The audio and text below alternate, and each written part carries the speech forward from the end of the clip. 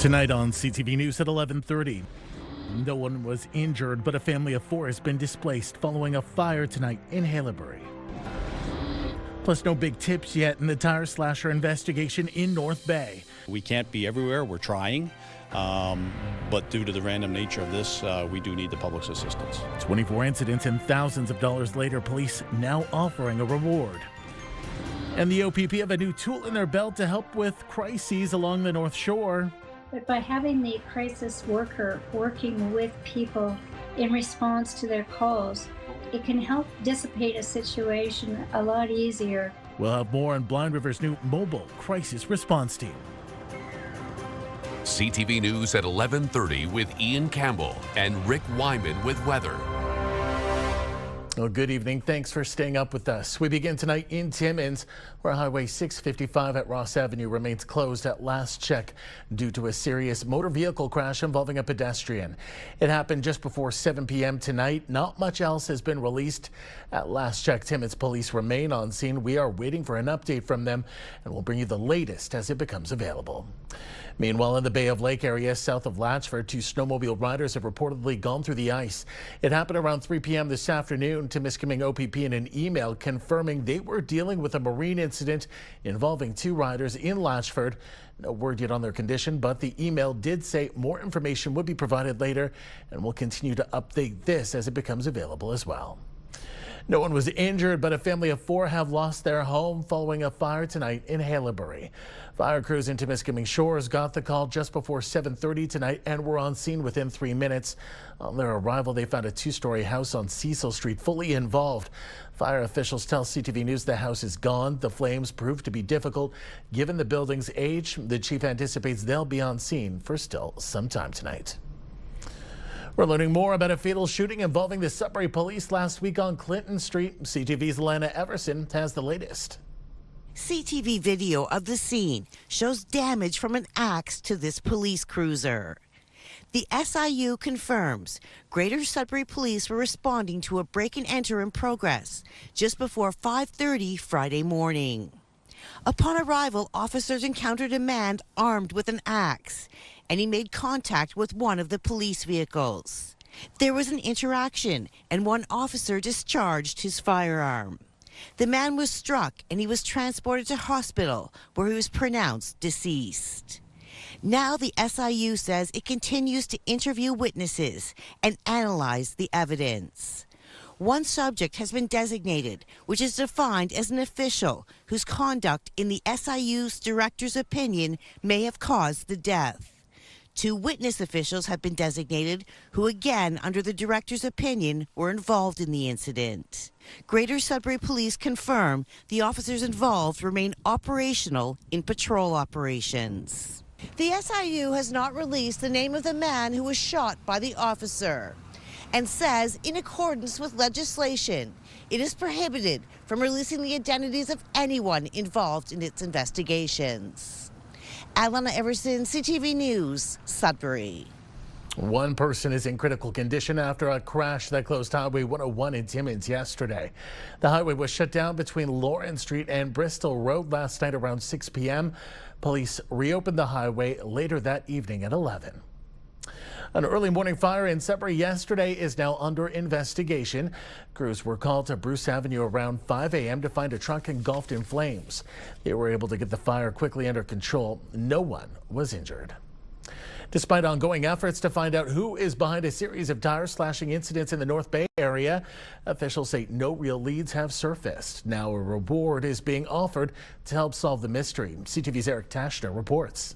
Unnecessary stress and disruption. Frustrated police officials are asking for the public's help for information that will lead them to whomever is responsible for a number of tire slashing incidents that have targeted businesses, residents, and even the city. We can't be everywhere. We're trying. But due to the random nature of this, we do need the public's assistance. 24 incidents dating back to 2020 remain under investigation. Officials believe it is the same person or group causing the damage throughout the city, and in one case, a neighboring community. We have confirmed at least one related occurrence in our patrol zone. which highlights a need for a coordinated response. Officers believe the individual or group live in the North Bay area. The random pattern of crimes have been committed at night through the cover of darkness. The last incident of tire slashing took place about a month ago. Individual occurrences have ranged from 8 damaged tires to 700 damaged tires in a single incident. The City of North Bay's Public Works Yard has been hit a handful of times, the first occurrence back in 2023. The part that's most frustrating is it's putting important equipment out of work, and so there's projects that the city's working on that are now delayed, and this is a direct cost to the taxpayer. Damage caused by the tire slashing is pegged at just under $1 million. With the dollar value, this is probably one of the larger crimes that we've experienced in the area in a long time. According to officials, a $10,000 reward earmarked in the city's budget is now being offered through Crime Stoppers for information that leads to the identification and arrest of the suspect or suspects. Near North Crime Stoppers is committed to supporting the community in solving this case, and we thank the residents in advance for their diligence and cooperation. Anonymous tips can be submitted online or by calling Crime Stoppers. Eric Tashner, CTV News, North Bay. Provincial police have a new tool, a mobile crisis response team they plan to station out of Blind River. The program will pair a mental health professional with police officers to provide immediate, compassionate support to those people in crisis.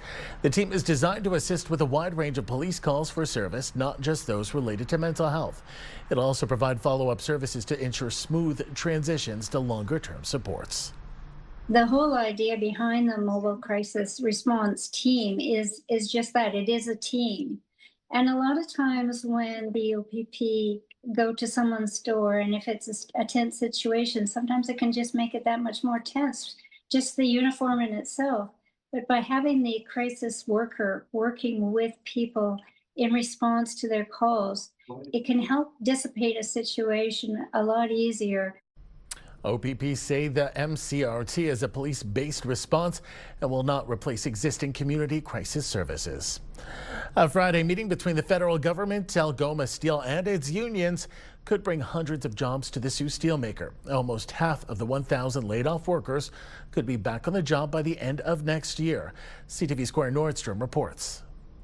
Canada's Minister of Industry visited Sault Ste. Marie on Friday for discussions with Algoma Steel and representatives from both local United Steelworkers. Melanie Joly left with commitments from the steelmaker, including a move to begin new production and bring back some of the 1,000 employees set to be laid off in March before the end of 2026. With all the right conditions, get the beam division up and the specialized plate division up rather quickly in transition, so that, if all the conditions are met, would result in approximately 500 permanent jobs.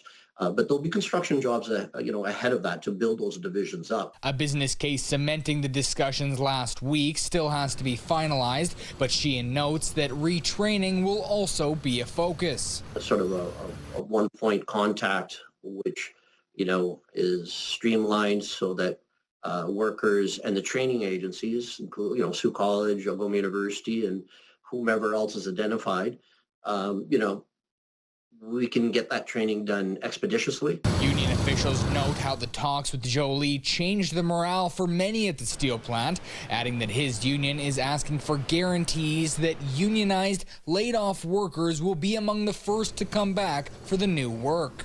I think it's definitely probably created hope for some individuals. It's hope for us as a local that we'll be able to call back some of the workers that are going to be affected by the layoff in March. We're even hopeful that maybe some of those layoffs won't happen because of this news. Corey Nordstrom, CTV News, Sault Ste. Marie. The Integrity Commissioner for the City of Timmins is recommending 2 city councillors be reprimanded for making disparaging comments about another member. This decision comes after an investigation into what was said about Mayor Michelle Boileau in the news media after a council meeting last June. The Integrity Commissioner has ruled the comments made by councillors John Curley and Bill Gazdanovich that were published implied the mayor withheld information from members of council. The Integrity Commissioner says the councillors' comments violate Section 6.1 of the Conduct for Council and Community Meetings. The matter is on tomorrow night's council agenda. On Friday, mayors from cities with populations over 100,000 met to discuss key issues including homelessness and addictions. CTV's Madison Merrier has more on their ask of the provincial government. Mayors from all over Ontario met to discuss an update on the housing and addiction crises. We can't do this without additional resources. Municipalities can't continue to subsidize the province and the federal government for these investments. And you know what? Where there's a will, there's a way. I recently returned from Helsinki. They have reduced their homeless population to zero. It is absolutely possible. Last Friday, the Ontario Big City Mayors kind of launched the Solve the Crisis 2.0, saying thank you for the first phase. It's working. Now we get to the next steps. We need more housing and more supportive housing. Last year, the mayors called on the Ontario government for support. The big city mayor said that the province was helpful, but it's not enough. And this year, they're asking for additional funding and a provincial state of emergency. Municipalities have been the ones paying for this, which is not our wheelhouse. That is not what property tax systems have been designed to do. But for example, the city of Greater Sudbury itself, from 2015 to today, just on homelessness alone, has gone from $300,000 a year to $2.3 million a year. And we fund, again, from the taxpayer levies, the property taxpayers of Greater Sudbury, fund to the tune over $22 million a year for supportive housing as well. Michael Minzak, the spokesperson to the Minister of Municipal Affairs and Housing, said the provincial government says they're investing $75.5 million to create more than housing, supportive housing and shelter space across Ontario, saying in part, this in addition to the $1.7 billion we are investing to improve access to supportive housing, including through the homelessness prevention program. For sure, the government has stepped up with some funding. It is simply inadequate to the need. And I would describe it like this. If somebody who is hungry comes to you and asks for some bread, and a loaf of bread costs $1, and you give them 50 cents, they're grateful for it, but it's still not going to meet the need. Lefebvre said the issue isn't just in cities with larger populations, which is why the Northern Ontario Large Urban Mayors, or NOLUM, have decided to meet in the new year to discuss the epidemic of homelessness and addictions in the north. Madison Merrier, CTV News, Sudbury. Time now for a short break here on CTV News. Coming up, Rick will have your full weather forecast. For now, a look at the weather warnings we have in place tonight. The whole areas in yellow you see are dealing with snow squalls. Sudbury, Espanola, that is a snow squall watch. 10 to 20 centimeters of flurries is possible in that area, reducing visibility. Wawa, Chapleau, all the way down Highway 17 to Sault Ste. Marie, that is a snow squall warning. 10 to 20 centimeters, probably close to Wawa, 20 to 40. The closer you get to Sault Ste. Marie, visibility is going to be a real issue, so make sure you drive with extra care. Minus 18 in Kapuskasing and Timmins, minus 21 in Temiskaming Shores. Yikes. Minus 8 in Elliott Lake. We'll have more details in a moment. When you see it happen, send it to CTV News. Text 10400 from your screen to ours. Text 10400. Forecast radar indicates we've got some snow in the forecast for tomorrow in Greater Sudbury, Sault Ste. Marie, and other areas. Greater Sudbury, for instance, 10 to 20 centimeters expected. Here is the radar right now, and this is how it's going to look by about supper time tomorrow evening. So we'll get to those totals in just a moment. Get a bit of a clearing break and then some flurries thereafter later on in the week. Sudbury Nickel Belt, here we go with the forecast. Flurries and squalls, 10 to 20 centimeters, a high of -5. Chance of flurries on Wednesday, then we've got some sun and cloud, a bit of a break in the action, -9. Then the chance of flurries again Friday and Saturday, -8, -11 your daytime highs, and -11 come Sunday with sun and cloud. Normally you should be sitting at around -4. More snow in the form of flurries and squalls for the Sioux, 5 to 10 centimeters with a high of -4 tomorrow. Chance of flurries consecutive days, Wednesday, Thursday, Friday, Saturday, and Sunday. Your highs ranging from -5, -6 to -8 degrees for the area. How about Timmins, Cochrane, Kapuskasing? Some snow tomorrow, 5 centimeters, -6 the high. Then the chance of flurries Wednesday, Thursday, Friday, Saturday, and Sunday. Daytime highs -11, -10, -13, and -14.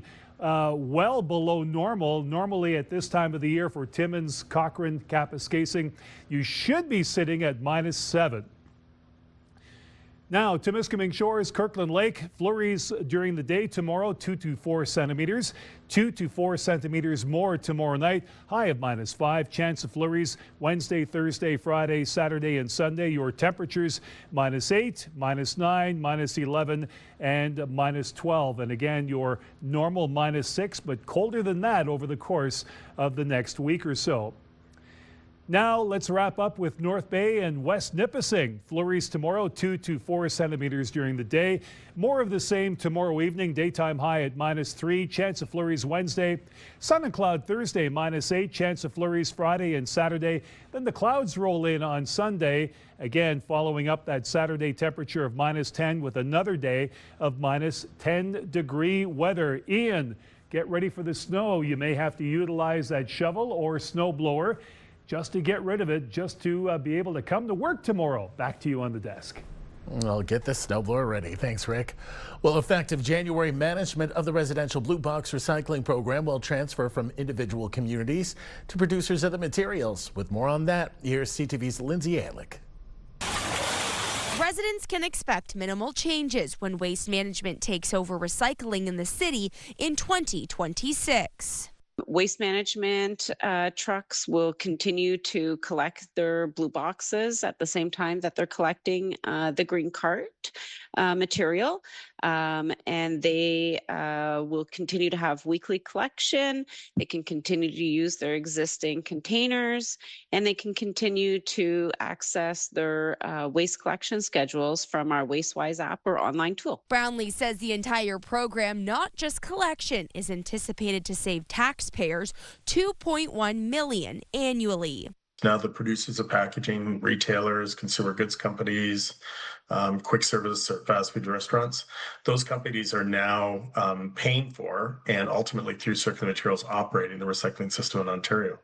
And I think that's a positive development and hopefully one that'll pave the way to see more and more recycled content show up in new products and packaging. Circular Materials has been transitioning since 2023, and Langdon says for the most part it's gone really well and will continue to get easier for households in the new year. Across the province, we'll have one standard list of materials accepted at curbside for recycling. And included in that list will be new materials like hot and cold beverage cups, deodorant and toothpaste tubes. Brownlee says the changes are a step in the right direction, but that more changes need to be made in order to fix the fragmented system. It's leaving us with quite a challenge to try to address the gap in service and provide blue box recycling services to those properties who won't be eligible. Schools and nonprofit long-term care facilities won't be part of the program until 2031. Brownlee also notes some good news that the city will be able to keep the yellow box program, something other municipalities had to cancel for small businesses. Lindsay Alick, CTV News, Sudbury. More people are making changes to be environmentally conscious throughout their lives. A group of Sudbury funeral homes is also helping extend those environmental choices to after those lives are over. CTV's Angela Gemmel explains. So on the outside, this is where you're going to feel like the mushroom type of fibers. The inside does feel very different. It's a hardened fiber. This funeral director explains the unique features of the latest casket option available in Sudbury. It is very much for the environmentally conscious or somebody looking for a different option. Developed by Dutch company Loop Biotech, the Loop Living Cocoon is made from parts of mushrooms called mycelium as well as hemp fibers. It takes 7 days to create one of these living coffins and 45 days for it to biodegrade naturally, enriching the soil and supporting biodiversity. It's a very unique product to begin with. The feel of the casket, the inside just feels like a regular hardened kind of shell with a moss interior, whereas the outside actually feels like a mushroom. Shrigley says the family who owns the Lougheed and Jackson and Barnard funeral homes in Sudbury wanted to provide an option that breaks down faster than a traditional one, which could take 10 to 15 years to start decomposing. It's obviously one of the many things that we've done over the years to stay environmentally conscious as a company. It was in September when the Mount Pleasant Group in Toronto Toronto became the first in Canada to offer these mushroom-grown coffins, which are 100% natural. It says the product reflects a growing demand for environmentally responsible end-of-life options and reinforces MPG's leadership in sustainable funeral practices. The mushroom-grown coffin costs about $5,000, which Shrigley says is mid-range for all the options available. There are provisions for green burials in the city's bylaws. There's just no designated area currently for them. In the end, the Lougheeds say these coffins allow families to reflect their loved ones' commitment to the environment, even in death. Angela Gemmell, CTV News, Sudbury. Still ahead tonight on CTV News. One of the country's largest and oldest telethon traditions took place here over the weekend. We'll show you more after this.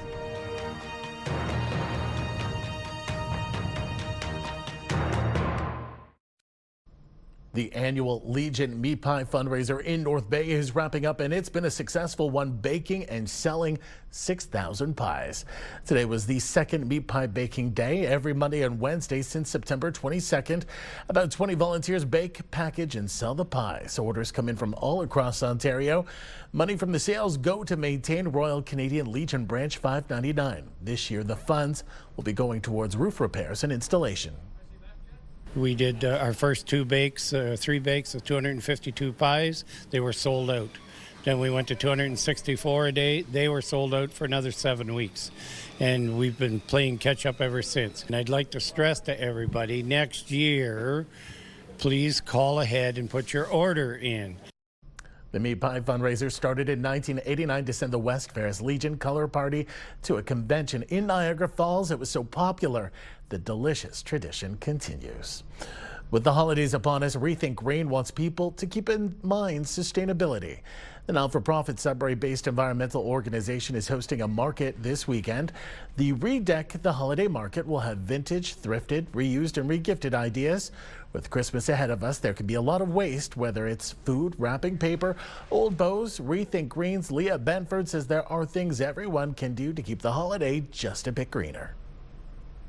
The thing with little kids is that they don't necessarily know if something is used or not. You can find some awesome used toys, used clothes, things that have been barely touched, that you can still give that experience, and you can still really kind of get that joy from seeing them open something.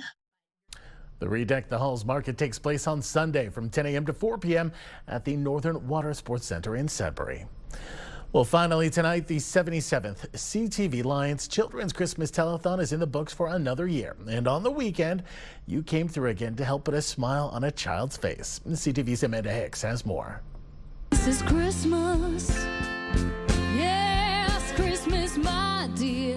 The 77th CTV Lions Christmas Telethon saw 40 performances and numerous donations, both in person and by phone, along with hundreds of hours of hard work. It all added up to a grand total of $357,742, surpassing the original goal of $325,000. It was great. All the help we could have from 15 Lions clubs in the area, and especially the crew at CTV here in Sudbury, was just wonderful. Everybody working together to make it happen. And while the music has stopped, the work is far from over. We start preparing as the first Monday after the telethon, and the toys comes from Toronto to us too. Too many volunteers. Telethon itself, we start in August, our meetings, and even telethon is done, we don't finish till the end of May. So the only break we have is June and July. This week, 60 to 80 volunteers will begin sorting 16,000 toys over the course of 3 days. On Saturday morning, all of these presents will be delivered to ensure children in at least 10,000 families have a present to open on Christmas. The area we covered is from the Sault, Elliott Lake, Manitoulin Island, all the way up to Anabing Fall, all the way down to Timmins by North Bay on the Quebec side. Curry says he is grateful to the community for opening their hearts and their wallets, but encourages all to honor their pledge so their act of kindness can reach every family. Amanda Hicks, CTV News, Sudbury. Way to go, Northern Ontario. That takes us to the end of our newscast this Monday night. For the latest news anytime, remember you can head to our website, ctvnewsnorthernontario.ca. You can also download our CTV News app. Thanks for watching. Good night.